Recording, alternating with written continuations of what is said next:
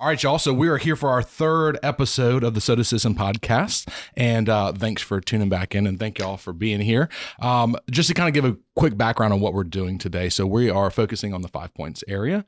It's one of the old villages of Columbia, and I think there's a lot going on. There's a lot to offer. So we're going to dive right in and just talk about what's coming on, what's going to be happening, and all the cool stuff with 5 Points. Yeah, today we have two great guests with us. We have Kelsey Hannigan, who is the Director, CEO of the 5 Points Association. And we have Steve Cook, who owns Saluda's restaurant down in 5 Points. And we thank y'all so much for being with us.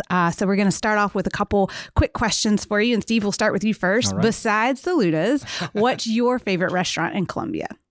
I go to Terra a lot. Oh, yeah. Mike does a great job across the river. And it's a good way for me to sort of get away from Columbia a little bit, even though it's right across the river. But we eat there a lot. Honestly, if my wife and I get away from the kids, it's out of town. We probably, if I'm playing golf or going to dinner, 9 out of 10 times it's out of town. So that's not an indictment on Columbia. It's an indictment on my busy schedule when I'm here. Right. Absolutely. Well, to piggyback on that, what are some of the things that you do like to do in Columbia when you are in town? Yeah, I mean, I've got 3 kids, so we spend a lot of time going to and from kids events, gymnastics, Boy Scouts, games, things like that. So, I live in Lake Catherine, so I'm kind of I'm on that right in front of y'all's area here. I'm on Millwood 3 or 4 times a day, going back and forth from 5 Points to Lake Catherine. So I'm kind of a homebody or at work when I'm in Columbia, and I'm trying to work hard. So that's not a very exciting answer, but it's just the phase of life we're in, my friend. That's it's just the phase of life we're in. Yeah. I feel you. So Kelsey, I'll flip it over to you real quick. What's one of your favorite restaurants in 5 Points or in Columbia? I would have to go with Publico. Yes, Publico's a favorite any time of day. Good director right there, picking a local favorite. Well, you know, hey, good job. Being loyal to my folks.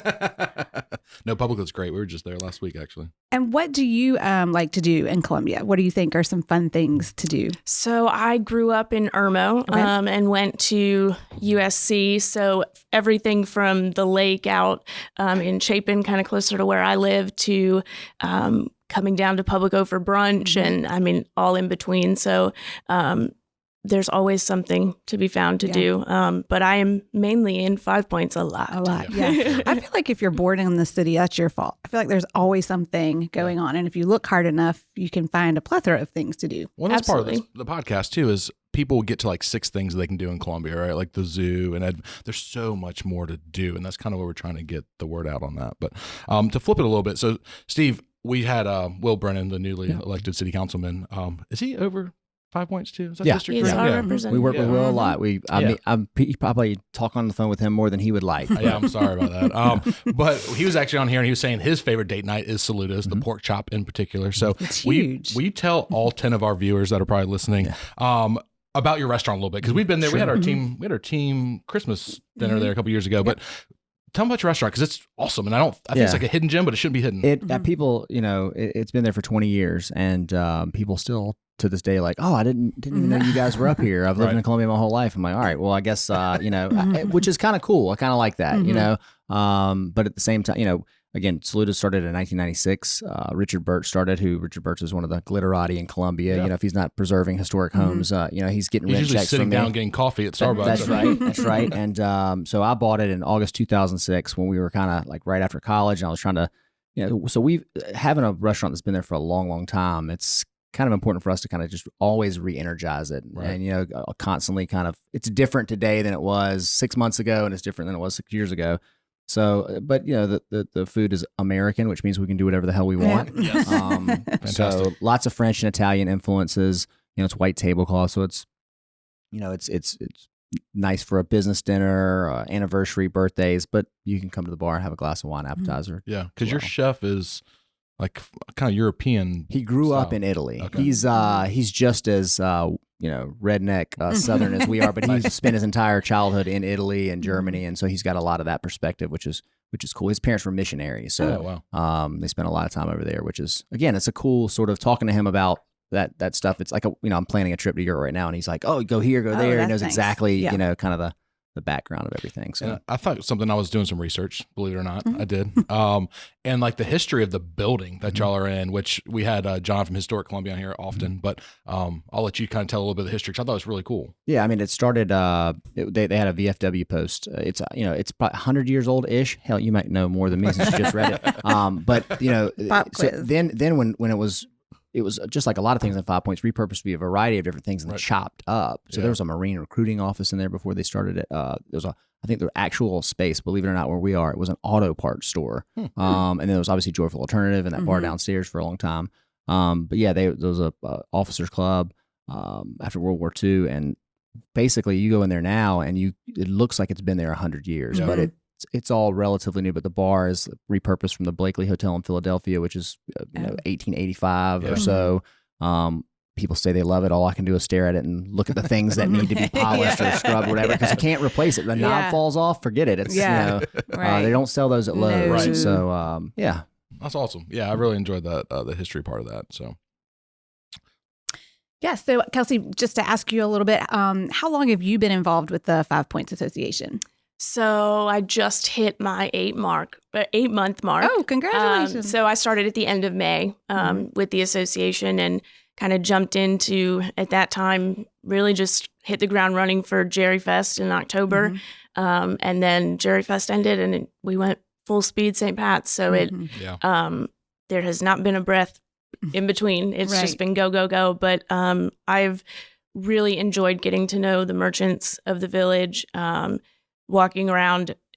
Quick story. The first time I've been to 5 Points, I went to USC. Who hasn't? Right. She's actually a Saluda's alumni. I worked for Steve my freshman year of college. Nice. So that was fun getting the call from him to come interview. But I was walking down Saluda one of my first weeks there, and somebody from across the road shouted my name and waved. And it was like this first time that I'm like, yeah, that's the neighborhood. Like somebody knows me, and and it was just the coolest thing and that's how 5 Points is. It's walking around and people saying hello, and the dogs are probably my favorite thing. Like it's very neat. It's a very I'm very blessed in my position. Yeah, very cool.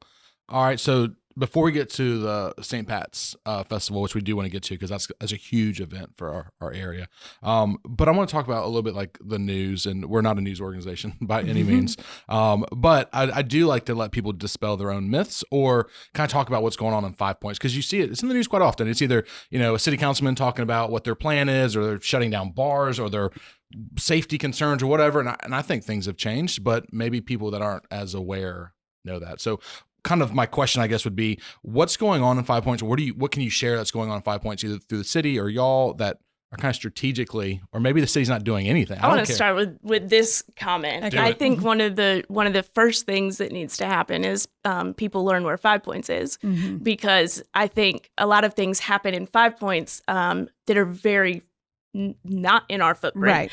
Right. So they get reported and it happened in 5 Points, or even further out near 5 Points. So what do you mean? What's 5 Points then? I mean, when you say that, like if you had to classify it. So 5 Points is Gervais to Blossom, and then our office is across the street from Blossom, so that vicinity. Sure. And then the railroad tracks up to about Jake's.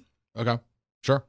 So I'm sitting here like getting like anxious when you start talking about it, because it bothers me so much. Sure. Because I've been in 5 Points ever since I went to USC in 1998 was my freshman year, and so I've spent my entire life within 4 or 5 miles of 5 Points. Obviously, own a business there as well.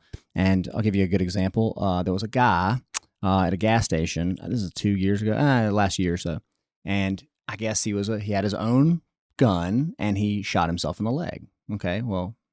So what is the headline in the paper? Right. Man shot in a car in 5 Points. Right. That's all most people read. Yeah. And, and I've been told by a variety of different folks that we put 5 Points in the header and it gets clicks. And that's what it's about. Yeah. So, somebody gets shot 2 or 3 blocks up the street. Oh, man shot near 5 Points. At least they put the near in there. Yeah. Which made me, so regardless, I mean, I think, and you could look at the crime statistics, which we do a lot.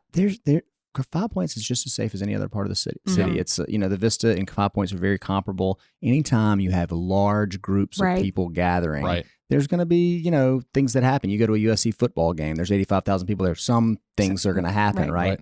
But overall, I'm in 5 Points all the time. I feel completely safe all the time. During the day, it's a great shopping experience. During the night when you come to Saluda's, like, there's no craziness going on there. You stick around till 12 or 1 o'clock. But I tell people the same thing. You go to Central Park. You walk around Central Park, no problem. You probably wouldn't go there at 2 or 3 in the morning and judge the safety on it. Well, my mom always said nothing good happens after 12. Yeah, right? That's debatable, but I'm kidding. I'm just kidding. Good. That's why I want to kind of give the platform, because it sounds, I do F3 workouts, and like sometimes we'll be running through 5 Points at 5 a.m. and there's nothing going on. I mean, like, it's just quiet as all can get out. So that's why I want to kind of give you all a platform. I know there's a police substation right up the road now. I see there's cameras everywhere. There's a curfew in place.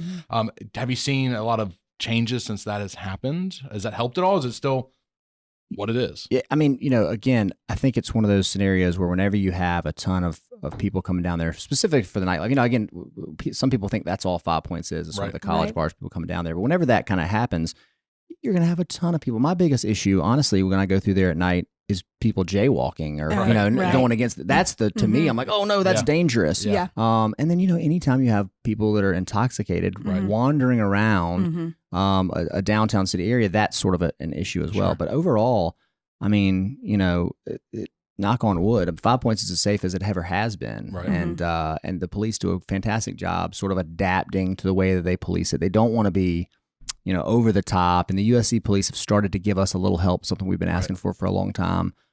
It's their students down there. And, there's all this push on their behavior to be good citizens and all that. Well, that translates into 5 Points as well. And we have such a, symbiotic relationship with the university because it borders us. I mean, it's our best days for merchants and restaurants and all that is when it's graduation, parents' weekend or whatever. I mean, you walk down the street, it's a buzzing down there. And so it's certainly not something we're trying to push away. There will always be bars in 5 Points. There'll always be college bars in 5 Points. But some of the changes that have happened recently, I think, are moving us sort of back in the right direction of what the village really needs to be. Yeah, because I was reading City Councilman Rickaman was his op-ed in the Free Times, which came out in like November, was like pretty much saying that mainly it's the university's fault. Like the reason because they have too many kids, they don't do enough to like give them stuff to do. But let's be honest, like in college, like drinking is what they want to do. Not me. I was a good kid. I was in church 7 days a week. And I'll tell you this, the university sells 5 Points. They sell 5 Points to prospective students. So it's hey, that's great. You're getting kids to come here because they know that this is going to be such a great part of their college experience.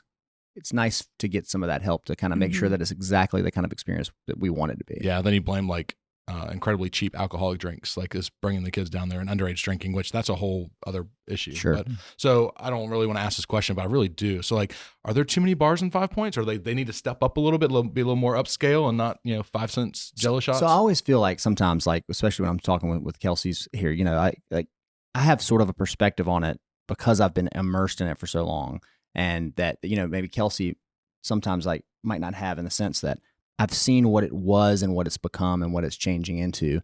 And when I was in college, freshman year was 1998, and there's only 1 or 2 bars I can think of that were not open in some capacity for lunch. Right. And now most of the college bars were, they're sort of transitioning away. Right. They're just open Thursday through Friday. Yeah. I always tell people like that talk about vacancy in 5 Points.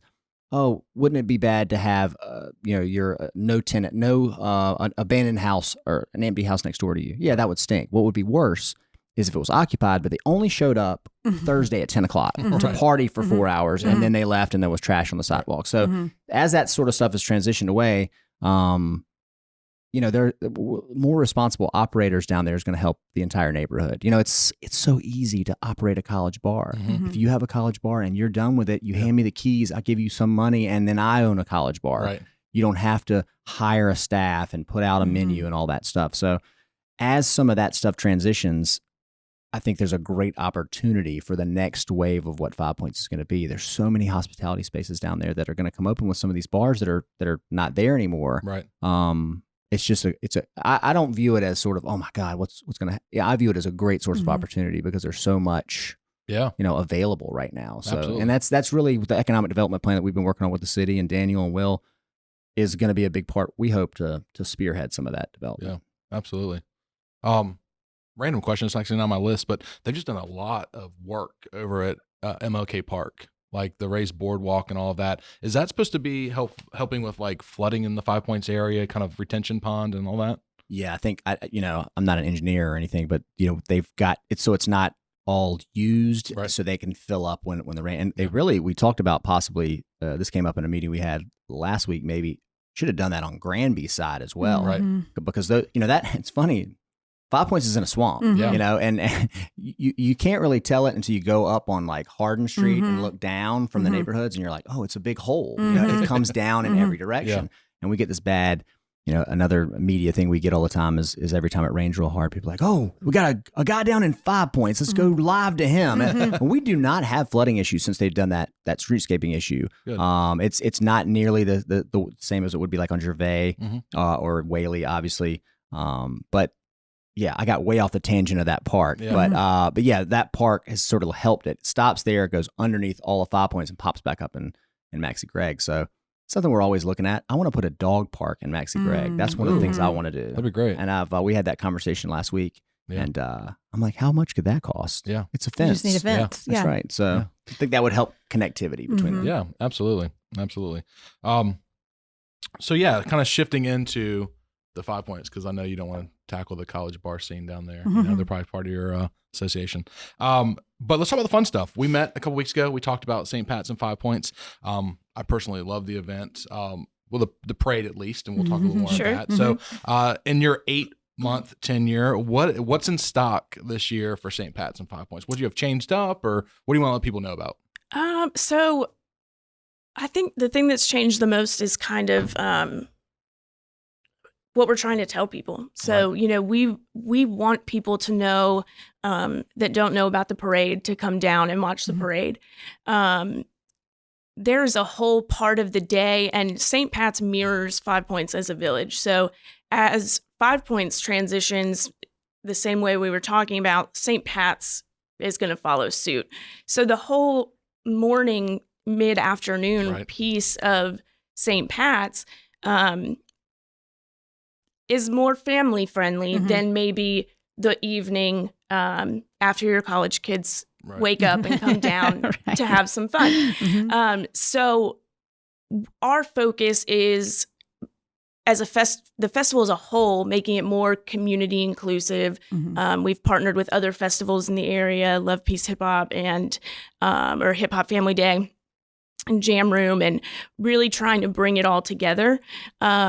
So we want the community to come down for the event, and we want everyone to know that this is 5 Points. This is what we want, and this is what we want the village to look like.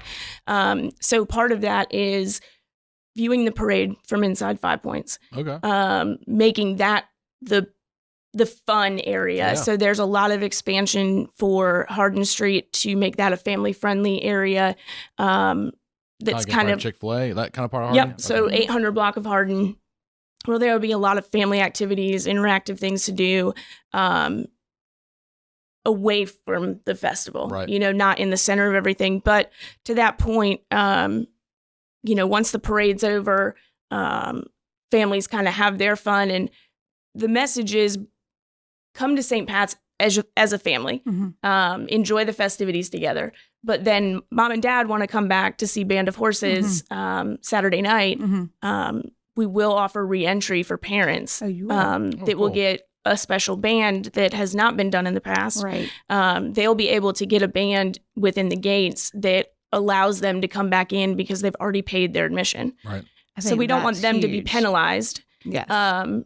If they want to enjoy it with their family, but they're not bringing their kids back to see Band of Horses or Rodney Adkins. So I think that's huge for this year, is to get that message out that we want everybody to come to the festival and be involved when it makes sense for them. And there's different times of day for that. So Yeah, absolutely. That's Because a great idea. we were in the parade last couple of years. We love it because we, trailer and everybody kind of does it, but it's mainly on Divine Street.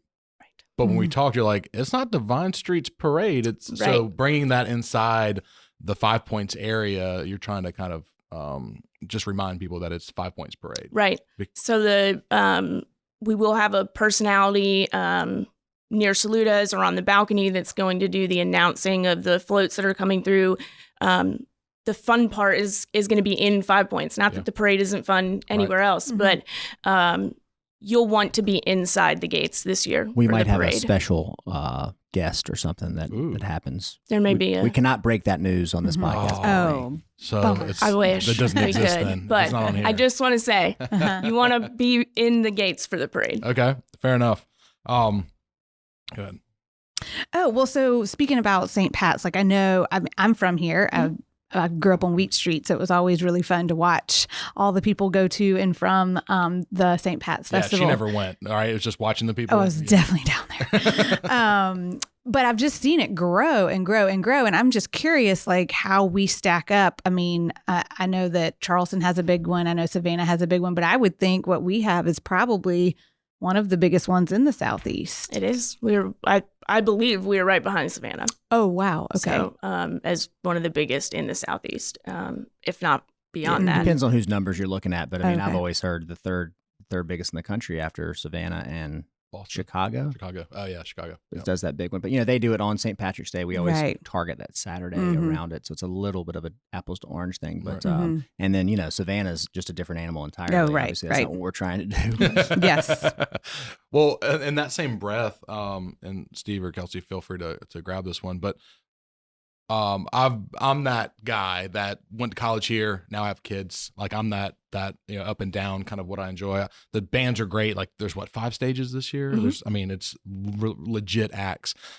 But like, what if I'm not a huge like college drinking age, and I want to go have a good time, but not be in that mosh pit near the stage? Like, is there something that I can do, or I can go certain stage I can go to, or towards Saluda's? Is there a certain section, or what can I do? Yeah, so I'll throw that because we're about the same age, right? And same thing. I've got kids. One of the things that we were planning this year's festival, we really wanted to bring it back to sort of the people in Columbia. And a lot of the marketing in the past has been done to other areas, Mhm. pulling in people from Charleston, Charlotte, Greenville. Great. We would love for that to happen. And it does happen. But too many people that I talk to are like, oh, I'm going to Mhm. avoid the area. Or maybe I'm going to come down for the parade and then I'm out of there. Right. But there's just so much. The festival has changed so much from what maybe the people think it might have been 5, 6, 7 years ago. It's every year it gets more of a, I hate to say the word legitimate, but it's Mhm. like a really like Sure. it's not just it started off as just a free for all, people going and Mhm. coming as they please. So it's very very. There's a lot to do. There's the family area. There's the parade. There's also like we host a VIP at Saluda's. It's kind of the official St. Patrick's Day VIP, but that's an idea that we came up with about 12 years ago. We used to close. Mhm. And my buddies were like, well, why don't you just let us come there? We'll give you $50 a piece. And it started off with 50 of my friends and friends of friends. And it kind of has grown to this. And now, I'm not 100% sure. I know Village Idiot's doing something like that. I think Bar None has done something like that in the past. White Mule's done something like that. So you can come down and do one of these VIP sort of experiences, for lack of a better term, or you can get inside. You don't have to stand on the street all day. Or if that's, and as much as people say they don't want to get into all that, I see adults every year. They love to do it. And it's not a crazy free-for-all. Again, you would think with 40,000 people in one place, there'd be and all drinking, there'd be a rash of there's never that many. There's 8 or 9 arrests throughout the day. People that are too drunk or something, but never fights. Right. It's kind of crazy how well, crazy how well behaved people are. It's just really a good vibe. And we're trying to bring some of that back this year. There's a little different where we're staggering stage times where you don't just stand in front of one stage and go. Right. You kind of, all right, there's something here. And then now we're going to move it down here and kind of have some of that back and forth that we've had in the past for the festival. So I keep wandering off your questions. That's I'm not okay. even sure what the And original. I think Saluda will provide a unique aspect this year.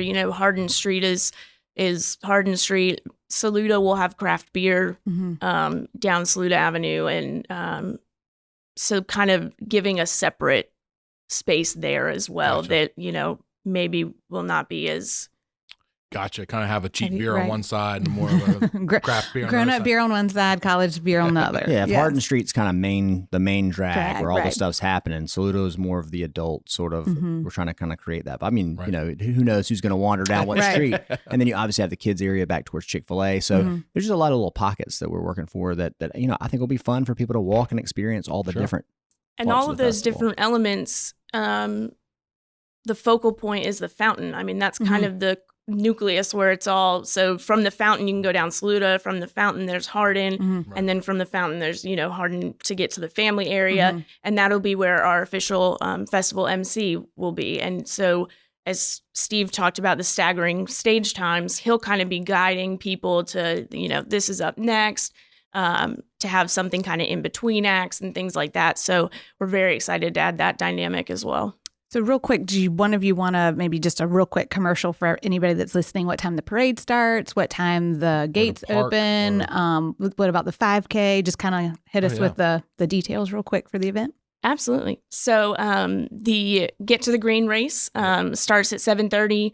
That is the 10K, I believe. And then 8 o'clock starts the 5K and the family fun run. 9 o'clock, the gates open. At 10 o'clock, the parade begins. And there will be things to do down, you know, when the gates are open. Will the parade still go down Divine Street? Yes. Yes. Okay. But you're encouraging people to watch the parade in Yes. 5 Points Because this we've year. got a special guest. I've heard about Right. this. Well, I've heard there's a special guest 4 times now, so I'm Yes. actually got to start listening. Guests, like multiple. Oh, multiple guests. Yes. Is it the Kansas City Chiefs? Are they coming down? They not going No. to Disney World? They're just coming to 5 Points? I don't. I mean, unless they've been added recently, I haven't heard though. I think this is better.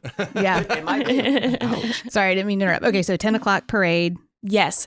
And then there will be some things in the family area that will be accessible until the parade goes through, though. And then once the parade is through, then that whole area will liven, and just because we have to use the road to get them through. So music starts at noon, and then drinks are done at 6:30, and show's over at 7. So Oh, wow.